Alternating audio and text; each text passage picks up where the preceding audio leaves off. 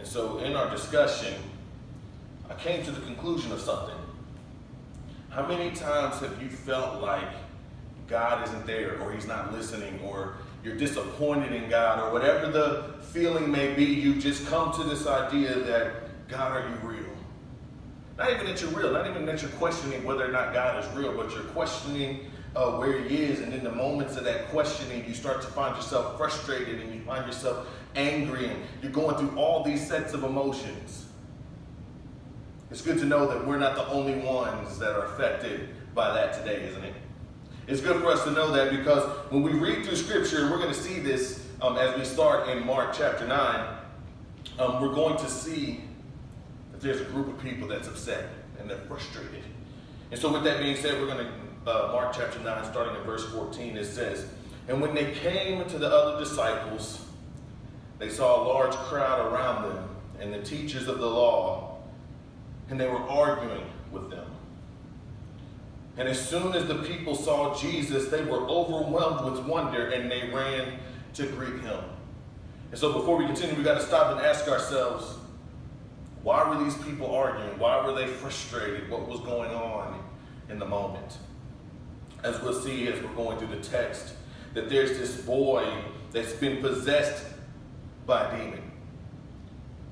And the disciples are there, and these people bring this boy to the disciples, and they say to the disciples things like, well, I'm guessing, they're saying things like, can you heal this boy? We've heard of the miracles. We know that this is real. Somebody help us. Please help us. He's dealt with this since he was born.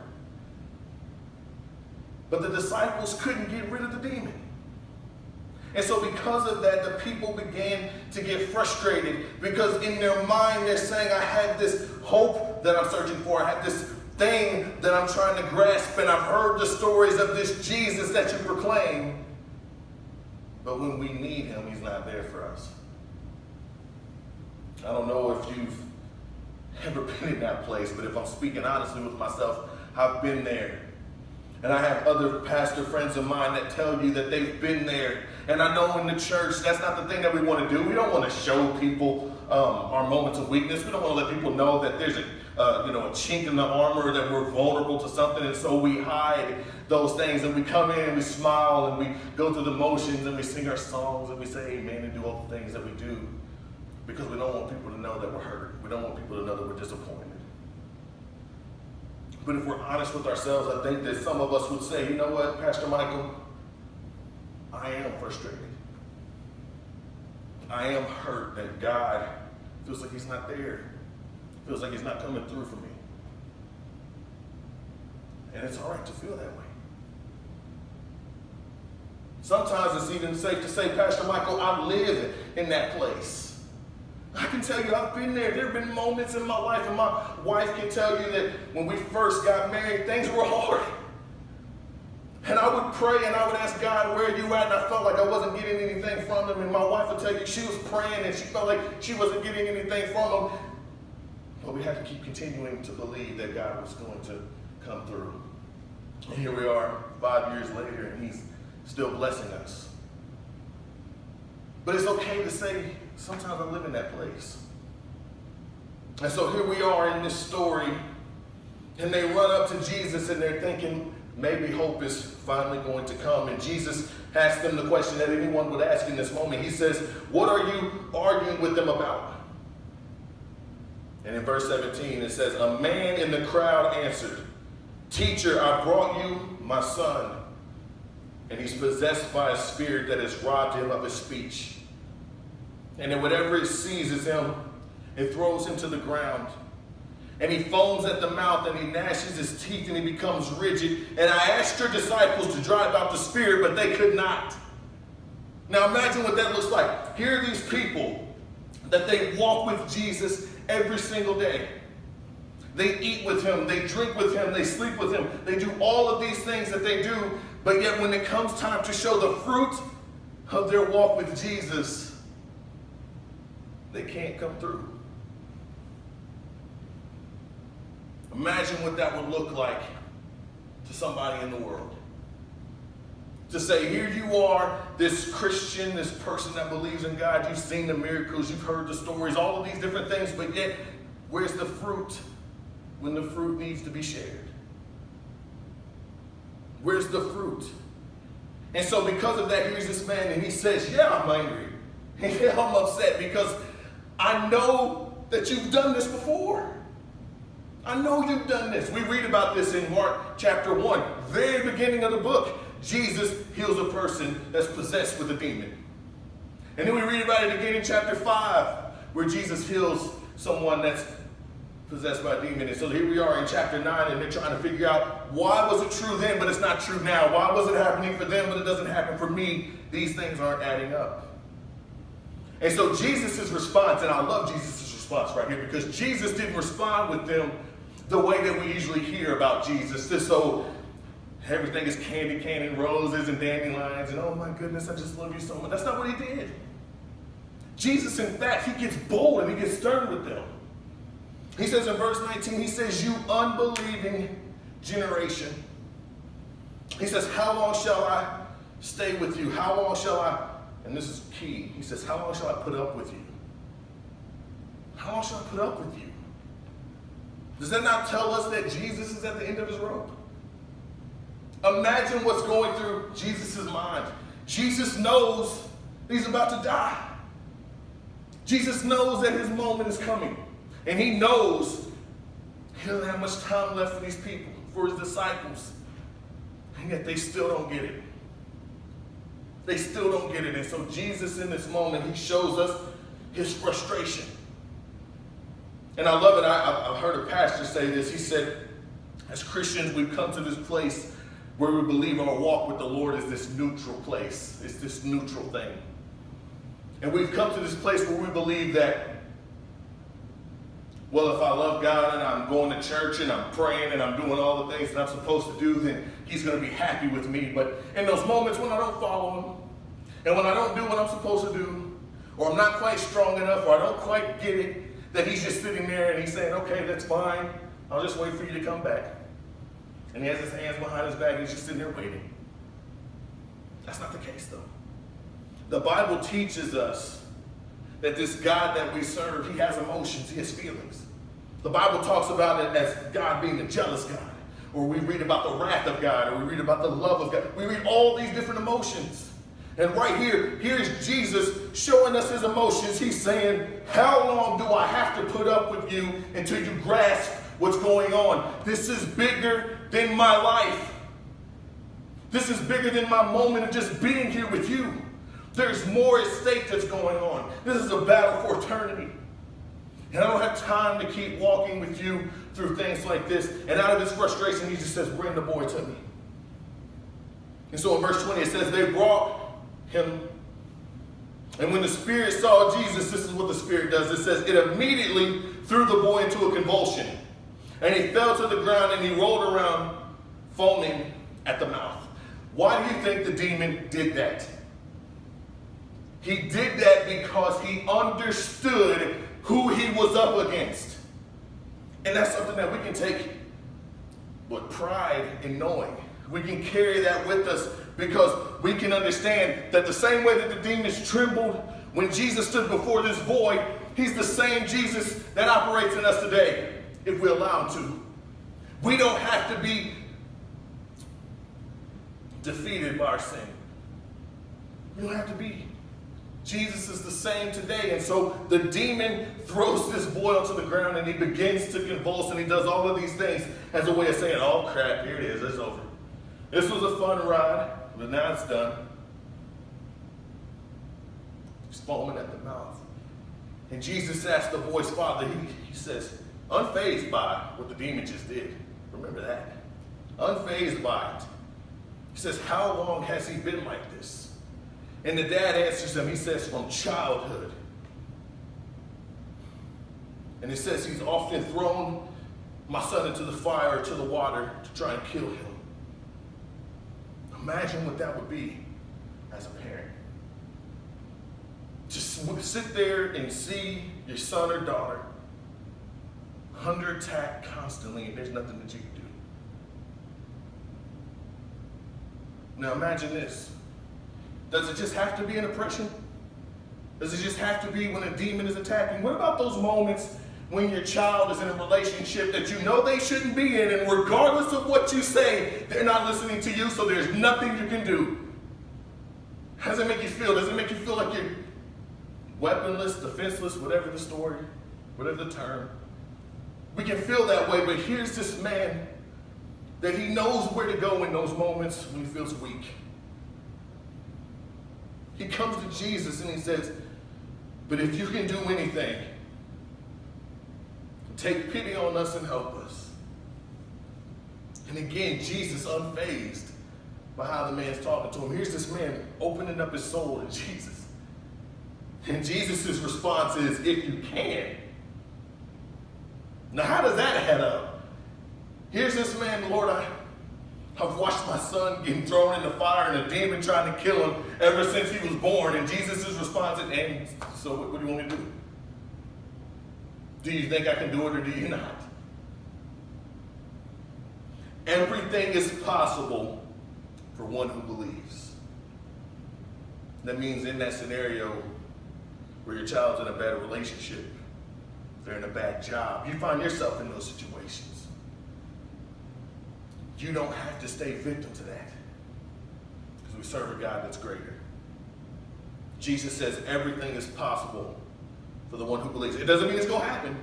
He didn't say everything is guaranteed to those that believe in him, but he says there's always a possibility, there's always a chance for hope, because we got to remember something, folks, and I hope that this is what you grasp. Jesus came down here as a purpose of his Father's plan. God has a plan that's bigger than all of the things that we're thinking about. It's bigger than the jobs we chase. It's bigger than the money we want to make. It's bigger than the relationship. It's bigger than all of these things. He has a plan that transcends it all. It's about eternity. It's not limited and finite in the way that we think. It's eternal. So sometimes he doesn't come through the way that we want him to, but he's in control. So in verse 24, it says, immediately the boy's father exclaimed this. He says, I do believe, but help me overcome my unbelief. Now, how do those two things go together? I believe, but I don't believe. How's that possible? What he's saying is, Jesus, I believe that you can heal my son. And I believe you're the Son of God. I believe all the stories that I've heard about you. I believe those things, but I need you to help me in those moments when it feels like you're not with me. I need you to help me in those moments when the situation seems too big for me. Because sometimes my humanness kicks in, as we've been talking about. Sometimes my humanness kicks in, and it keeps me from believing the way that I'm supposed to. Sometimes those doubts and things kick in, and sometimes those circumstances seem scary to me. And so I need you to help me in those moments when I'm weak. I believe, but help me overcome my unbelief. And when Jesus saw that a crowd was running to the scene, he rebuked the impure spirit. He said, you deaf and mute spirit, I command you, come out of him and never enter him again. And then it says that the spirit shrieked, convulsed him violently, and then came out. So he had one last hurrah with the boy. He knew his time was up, and he left. And the boy looked so much like a corpse that many of the people in the crowd said, this boy is dead. Whatever. He's not going to make it. He's gone. He's done for. He's dead.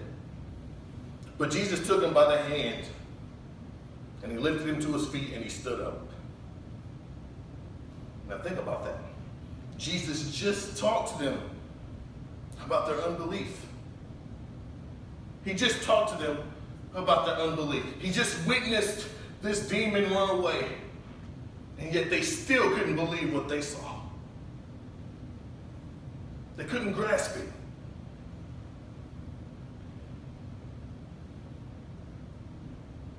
So after that moment, Jesus had gone indoors, and his disciples asked him privately, why couldn't we drive it out? And Jesus replied, this kind can come out only by prayer. So why is this message important? Ladies and gentlemen, we have to remember something. We live in a world where people are desperately searching for something that gives them purpose. They're desperately seeking something that gives them a reason for being, that gives them a reason to wake up in the morning. And if you don't believe me, go and look at the statistics. People spend billions of dollars every year trying to discover what's the purpose of it all. They go out and they buy books, or they go buy life coaches, or they go to these seminars with motivational speakers, or they read horoscopes, or they talk to psychics. They do everything that they can to try to get a grip of it all. They're constantly searching for something that moves them, that inspires them, that gives them hope. And in this scripture right here, Jesus is saying to his disciples, how long do I have to be with you until you understand that?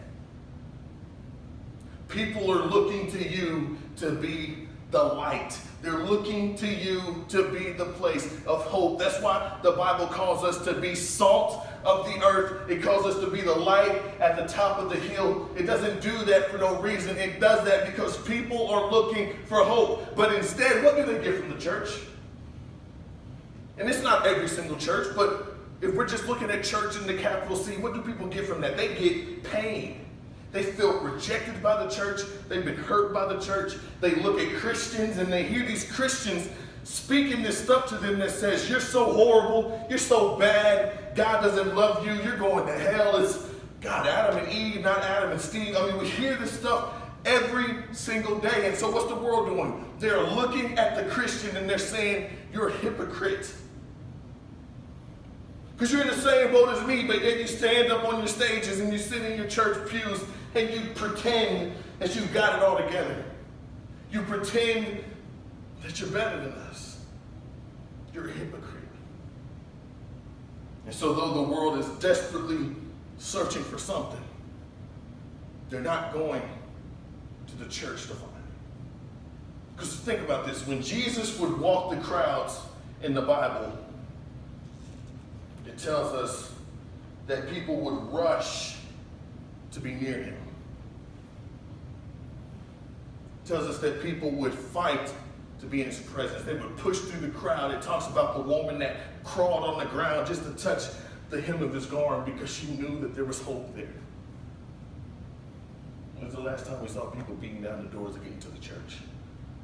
Yeah, they'll come if we invite them for a picnic. Yeah, they'll come if we tell them we're doing a giveaway. We're going to do some, single mother oil changes. But what about when they find themselves alone in their rooms and they're struggling with some news that they just got when a doctor said your mom is dying of cancer? How many of them beat on the door then? Ladies and gentlemen, Jesus is calling us to be hope. That's what that book is about. It's not about demons and all those things. Yeah, that's what Jesus is dealing with in the moment, but what Jesus is trying to get across to his disciples is that you have to fuel yourself by being nourished, by spending time with the Father, getting into his presence, understanding him, loving him, living for him, being a sacrifice for him. Because when you do that, then these things right here, these things are small. You will be able to fulfill these things because you'll know the Father. You'll know his heartbeat. You'll know the thing that makes him tick. And when you get into that place, that's when the enemy will look at us and he'll say, oh my goodness, no, not Cayenne. Oh my goodness, no, not Mark. Let it be anyone else, but not Mark, not June, not Larry. But ladies and gentlemen, we got to get to a place where we understand what we're dealing with. And so with that being said, we're going to pray this morning. And we're going to pray, Holy Spirit, come in us. Help us to be the men and women that you've called us to be. I'm going to ask the worship team to come. They're going to lead us in worship. And while you're sitting in your seats, I want you to be thinking about, Lord, what are some things that I can do to be closer to you? What are some things that I need to work out in my own life so that I can be better prepared when this crap comes up that I got to deal with in my world? Lord, what are the things I need to get rid of that can help me, like that man said, in those moments when it feels like you're not there? I don't want to get filled with doubt and unbelief. I know those are enemies' tools that he uses to try to destroy me. So what do I need to get out of my life so that I can be better prepared when the enemy comes against me? Amen? And so with that being said, we're going to ask the worship team to come.